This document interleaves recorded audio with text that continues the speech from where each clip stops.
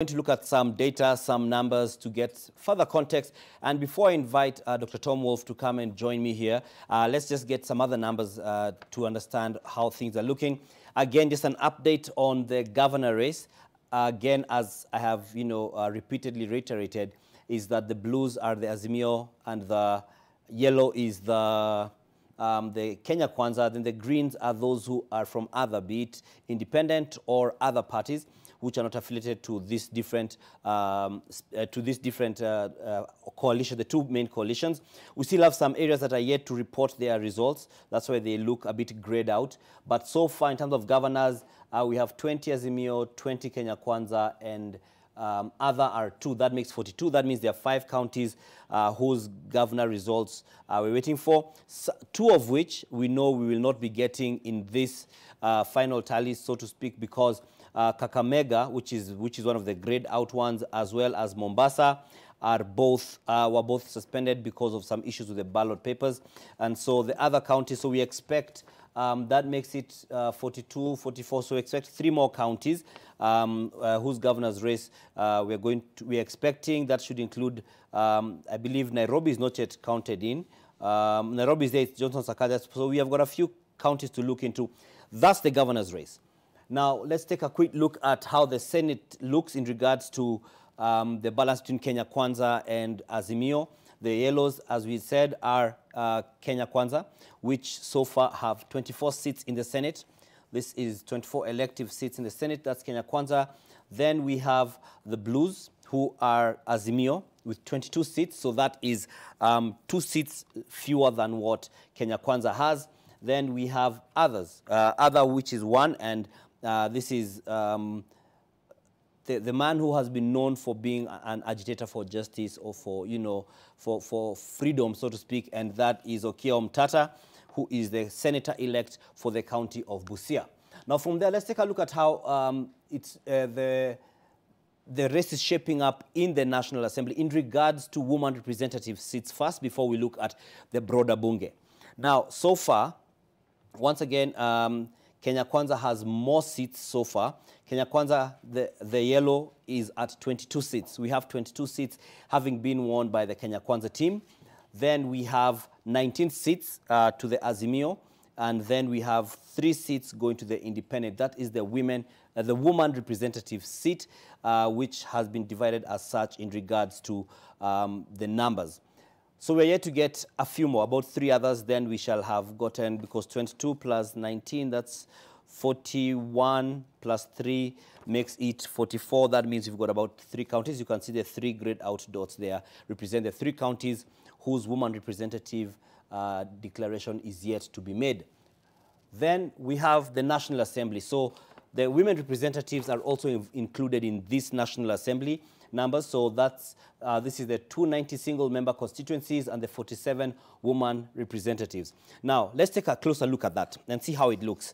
See how this entire bunge looks like so far in regards to how it's been divided. So far, as it stands, now these guys in blue are Azimio, as we've been saying a number of times and as I had reiterated there. So a closer look at it shows that so far in the National Assembly, Azimio has 141 elective seats. And again, Azimio is those who have aligned themselves with Raila Odinga's presidential bid, and this includes Jubilee Party, ODM Party, Wiper, as well as, besides Wiper, we also have a few other parties which are aligned to the former Prime Minister, Raila Odinga. Now, let's move to their key competitors. The key competitors are the guys in yellow. So we have Kenya Kwanza here. Now, these guys in yellow are those who are aligned with Deputy President William Ruto, and this includes the United Democratic Alliance, which is the party on whose ticket Ruto is running on. We have the Amani National Congress by Musalia Mudavadi. We have Ford Kenya by Moses Wetangula, whose county we are going to be discussing in a short while with Tom Wolf. And we have a number of other parties, such as Untitled Chapter, who have also got a few seats to now bring to this total, which is 149 seats. So these guys in yellow, the yellow guys here, the Kenya Kwanza team, has 149 seats in the National Assembly confirmed.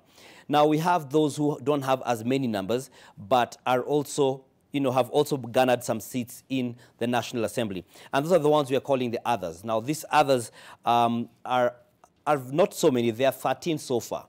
There are 13 of those who are being considered in the category of others. So we could see that there could be some potential, based on some of the analysts you've spoken to, some potential talks when whoever takes over government comes in terms of the executive and would want to have a bit more sway when it comes to the decision making and just the agenda they will push. And these are some of the people who will be targeted, so to speak, in regards to just making sure that the executive can push its agenda successfully, because we've seen the strength in tyranny of numbers, which was seen in the past parliament and the preceding one as well, and the preceding ones as well. So that's how the National Assembly so far looks, and this is not the total tally. The colors, the color boundaries may move depending on how many other seats are captured by the different coalition parties, the coalition or coalition parties. So we have, at the far end, we have the Azimio guys. Then there we have the Kenya Kwanza guys. Then here we have those who are others, who include the independent candidates or independent MPs elect who have earned their seats in the National Assembly. So that's how the different spaces look like in terms of the elective seats in the National Assembly. We've looked at it in the Senate. We've looked at it on the touch screen there. We've looked at how the women representatives in the National Assembly are distributed thus far. And so far we are seeing that Kenya Kwanza is having an upper hand in regards to numbers when it comes to the different seats in the legislature, but they have a tie so far as it goes with, as far as we're talking about the governor seats. So that's how it looks like. Now I want us to, excuse me, we want to look at the women governors and which women governors have been voted in so far. And so they will be, popping up right next to me. So first and foremost, we will have coming up next to me,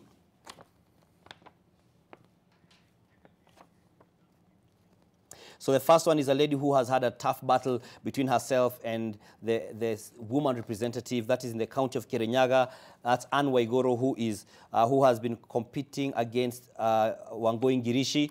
And this is for the county of Kirinyaga, and she was vying under the UDA party ticket, and so she has also, as some analysts have chimed in, has benefited from the UDA wave, as they also say that Ngirishi has put up a spirited fight. But Charles Kibiru from Jubilee Party conceded fairly early before we got to the point where Anne Waigoro, who is now getting into her second term, was pronounced the winner. Now, the second woman governor so far, in regards to those who have been elected, is a first-time governor. This is Gladys Wanga from the Orange Democratic Movement Party. She is the governor-elect of the county of Homa Bay, and she's the first woman governor to be voted in the Nyanza region. So this is also, a historic moment for her and for the country, as well as for the region. Gladys Wanga, who is an ardent member of the Orange Democratic Movement. But remember that, let me not say remember, I don't want to assume that you already know, but in the event that you don't know, Evans Kidero, the former governor of Nairobi, who